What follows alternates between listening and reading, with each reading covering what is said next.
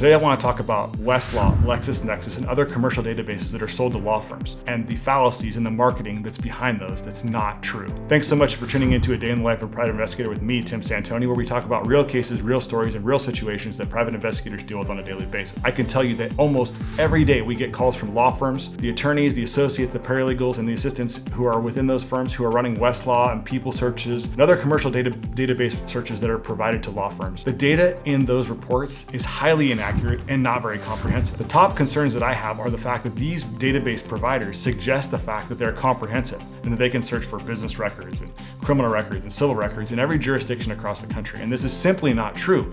The problem is that their clientele, the law firms and the legal assistants and the paralegals, are not aware of these things and treat these database searches as gospel, which is not true. Remember that county level court records are indexed county by county and state by state.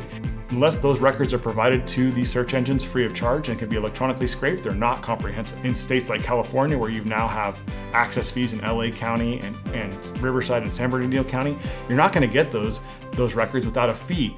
$5, $10, $15 or more. In states like New York, where you get charged $98 just to access the records, you're not going to get civil and criminal records in those database filings. You will find robust records in states like Texas and Florida, where they have sunshine laws that allow for these databases to come in and pull these things up. The other fallacy is that these database providers are accurate when it comes to DMV and vehicle ownership and accident records, and they just simply are not. Those must be searched state by state through the DMVs in the state where the vehicle is registered or is owned. So be aware that when you're searching things like Westlaw's People Search and Lexis comprehensive searches and other providers, that these are not comprehensive searches of any and all records in these jurisdictions. Corporate records, look at the Secretary of State or the corporate record sites on each individual state and see what's available.